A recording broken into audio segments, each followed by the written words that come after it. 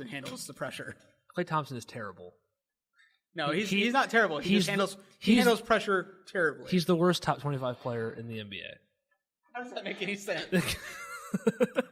So he's number 25? He's the worst top 25 player in the NBA. I don't even know. I'd probably put him around 23, 24. It just bothers me.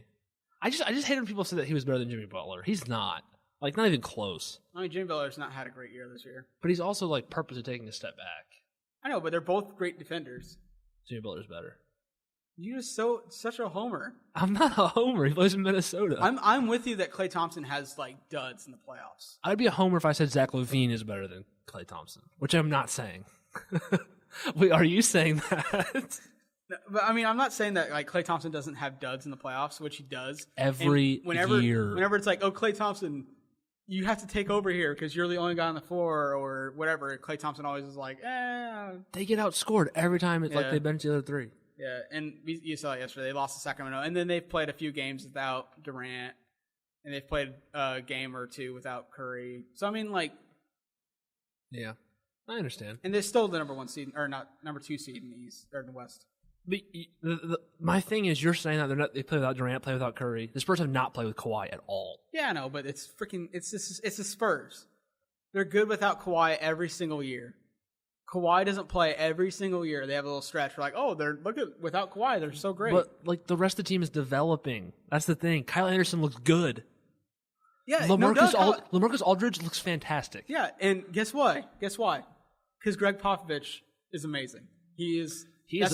Brad Stevens does the same thing Greg Popovich does. I texted you this last night. Greg Popovich is a wonder of the world. Yeah, but I mean, we'll see it in the next few years with Brad Stevens. He just makes these mediocre players rise up. Like I said, Shimmy was a late second round pick, I'm pretty sure, and he is outperforming Mr. Ball over there in LA land. So, you know, oh man, they take these players and find out what, like, Shimmy, what are you good at? Or Kyle Anderson, what are you good at? You're really, really long, you can handle the ball a little bit, and you're a good passer. All right, I'm gonna put you in the best position possible to make you. I know. It's just they're gonna play like that all year. Kawhi's gonna get there, and Kawhi is a superstar. When Kawhi does re-enter the lineup, do you think LaMarcus Aldridge keeps up his level of play? I mean, he's not gonna score 30 points a game, but he'll be just as efficient. Will he? Yeah. He wasn't last year. Why wasn't he last year? I don't know. Don't look at me. Because he doesn't like when other people have the ball in their hands. It's the whole thing in Portland. That's why he wanted to leave. It's like, oh, I can clearly see this is going to Damian Lillard. I don't want to be here. And he's like, oh, I'm not the show anymore. If he didn't want to be there, why did he sign a contract? He signed a 4-year deal with San Antonio. It's not that. No, he's learning this about himself. This is subconscious. Oh my goodness. Why would you leave? You know Aldridge more than Aldridge knows Aldridge? Of course I do. I can see it. I can see it on him. But you could clearly see, like, the last few years, like, he just wasn't, like, when he first got to San Antonio, he just wasn't LaMarcus Aldridge anymore. I know, I agree, but he looks like LaMarcus Aldridge now. I mean, he looks really good. We'll see when Kawhi gets back in the lineup how he looks. I'm just saying, if he looks even remotely this, they could beat Golden State. Don't misconstrue this as me saying Kawhi is like a selfish player or whatever, because he's not. He's just a ball dominant player. Yeah, it's just like the offense would change when Kawhi gets in, because Kawhi is better than LaMarcus Aldridge. I just think you don't want to admit that you were wrong about the Spurs again when you said. I'm always wrong about the Spurs. It's the same thing. Like, will the Spurs ever slow down? Will they ever show their age? No, they will not. Like, I think this is the year for real. I think this is the year. And then they go off and do this. Hey, I was right about one. Memphis. That's the only one I need. Yeah. You want to talk about the Clippers some more? No, I think we're good. Okay, this is my little tangent here for a second. My little hatred for LeBron James is about to come in. Okay, I don't understand why he has to stick his nose in everything. Like, he sticked his nose in that Marcus Gasol thing too. I know. He's like, I need answers. Go play basketball. LeBron, you live in Cleveland. Okay, you need answers, LeBron. LeBron, you have gotten more coaches fired. I know. Than anybody in the NBA right now. I know. You want to get your buddy Ty Lue a coach, and then now you don't want him to be the coach. I know. It's like, hey, Ty Lue, be the coach, so I can actually be the coach. Yeah, I want you to be my little puppet. Hey, you be the GM. You be the GM, so I can actually be the GM. I know, right? He does this more than anybody. And then he gets like, oh, my man Fizdale repping Miami or whatever the heck. David Fizdale, new coach of the Cleveland Cavaliers. Dude, I could totally see it. 100%. Next week, Ty Lue's out, David Fizdale in. Well, no, what's going to happen is LeBron's going to purposely lose 5 games in a row. They go on like a little skid. They're like, hey, LeBron's going to play like kind of sloppy. He's going to have like a pushing moment with Ty Lue, like he did with Eric Spoelstra. He like shoulder bumps him. All the media's going to blow it up. Oh, trouble in Cleveland or whatever. And then it's going to be like Ty Lue is Ty Lue's out as head coach. Going to still stay with the team, just like as an assistant coach or something. No, what's going to happen is like he's going to get his boy James Jones to come in and like push Ty Lue over, hurt his back, put him in so he has to stay home. That's so mean. That's so dark. Why did you think of that? I'm just saying, like, he's got to get his boy to help him out, and then David Fizdale's going to come in, take over, and win Coach of the Year because the media loves that. But all I'm saying is LeBron. Like, I looked at his Twitter. He has to stick his nose in everything, like literally everything. Football, baseball, just play basketball. He can't have opinions? You can't have opinions when you're a Cowboys and an Eagles fan. Why can't he have his own opinions? You can't. I'm just saying, you can't be a Cowboys and an Eagles fan. That's ridiculous. He doesn't know, dude. He just. You can't say I'm a diehard Yankees fan and then root on Francisco Lindor and the Cleveland Indians when they're playing each other in the ALDS. He doesn't have favorite teams. He has favorite players. Then stop coming out and saying I have favorite teams. I don't know. I think you're being a little hard on LeBron. Everyone has their own thing. No, LeBron's just really weird. He's just like his fans. They just follow whoever's winning games. They just follow him around and say, I'm a fan of this team, I'm a fan of that team. Trevor really just trolls the internet and waits for LeBron to say something that contradicts himself. So he's like, aha, I gotcha. I got you. I got proof. I don't have to troll the internet. It's right there for everybody to see. Drives me nuts, man. I cannot stand LeBron James.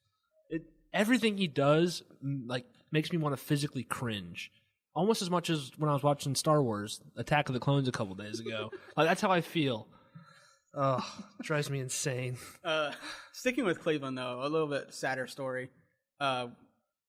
This came out late last week, early this week, or this past weekend, about Derrick Rose. He's had some more injury troubles with his ankle, and now he's thinking about maybe even calling it quits from basketball.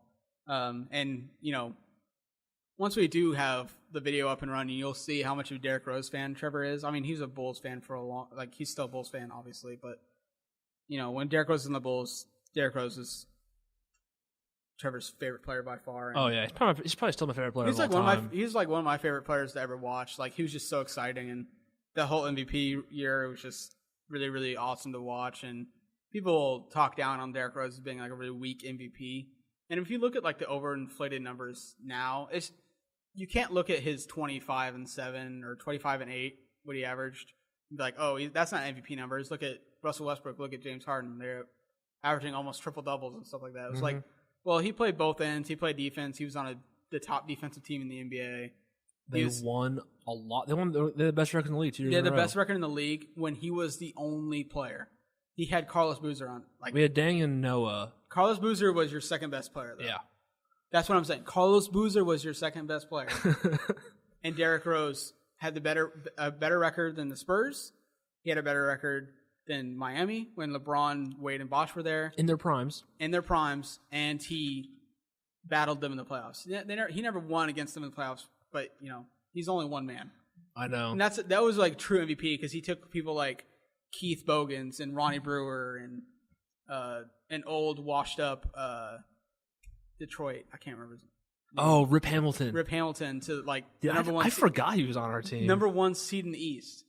He took those people to number one seed in the East. And the crazy thing people. And this is the East when Boston was still Boston, old Boston. Oh yeah. There was still the Garnett, Pierce, and Ray Allen. They were on the back end of that, but they were still there. But remember, his rookie year, he took them to that seven. Games. That's probably the best playoff series I've ever seen. Yeah, he took the prime Boston. Yeah. As an 8 seed or 7 seed. So Boston was a 2 or 1 seed. We were a 7 seed that year. So Boston was a 2 seed. Prime Boston. I think was that the year that they went to the finals. No, that was the year Orlando went to the finals. I'm pretty sure. Okay, but took them to 7 games. prime Garnett wasn't playing the series, but prime Pierce, prime Rondo, Prime Ray Allen. That's when Ray Allen was dropping like and 50, Derrick Rose was 50 burgers. Derrick Rose's rookie year. Yeah. Joakim Noah's second year. Mm-hmm. And they didn't have Carlos Boozer yet. And Dang didn't even play that series either. Yep. And yeah, well, if you don't remember what Derrick Rose did, you really need to go back and watch what Derrick Rose did. And you can watch his mixtapes on YouTube. They're ridiculous. I mean, his athleticism was off the charts. I'm not going to say he was as athletic as Russell Westbrook is. I mean, Russell Westbrook's a freak. I mean, let's be honest. Yeah. But he was just as quick, if not quicker. He was just as fast, if not faster. He was faster and quicker than Russell Westbrook. Westbrook is way more explosive, like going to the rim. But I mean, what about the one alley-oop that gets thrown from Detroit, where the alley-oop is late, he's just hanging in the air and still throws it down. He reaches up at like the top of the corner of the backboard and gets it.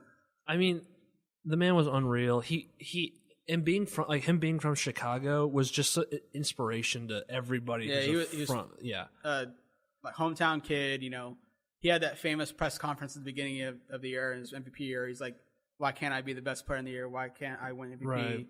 And then went out and did it. He went out that whole season and dominated. 22 years old. Yeah, 22 years old, youngest MVP ever.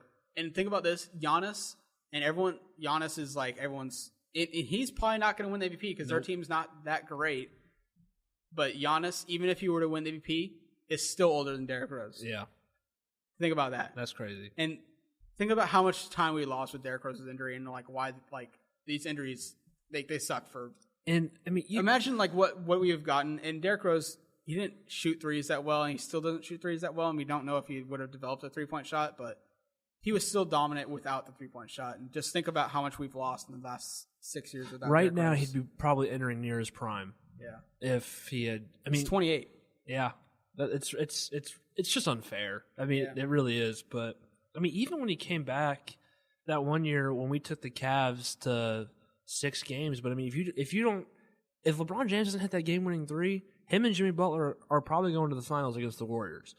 I mean, more than likely, because I highly doubt Cleveland was going to win 4 or 3 in a row against us. Yeah, and he has like that same competitive thing with Russell Westbrook. Like he just wants to win so badly, and it sucks to see him this way now, and it sucks that we haven't been able to see him the last 5 years be Derrick Rose. Yeah, but dude, what if we've seen bits and flashes? But what if the Spurs picked them up?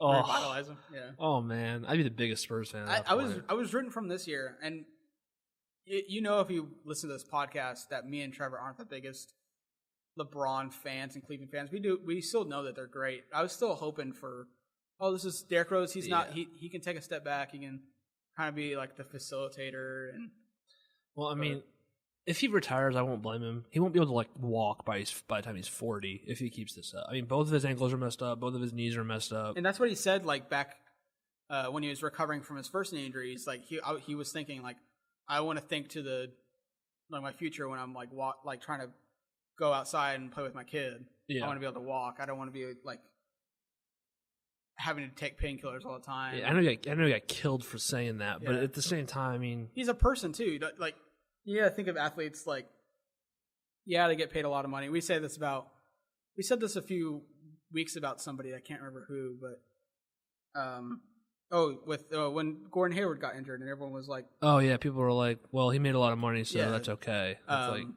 But they're people too. They're people first, and this is their job. You wouldn't want to say that about someone else's in their job. Like, oh, you get paid this amount of money, so I hope you can't live your life with your family. I know it's so messed up, man. But I think it's.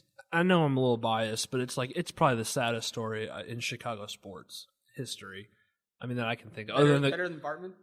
Other than the Cubs losing for 108 straight years, but I mean, this guy was from Chicago. It was just so special. Yeah. I mean, I've got 2 of his jerseys hang up on my wall. As I say, when we do the video thing, you'll definitely see the Rose memorabilia. It's all over the place. Jimmy Butler's stuff is everywhere too. Yeah.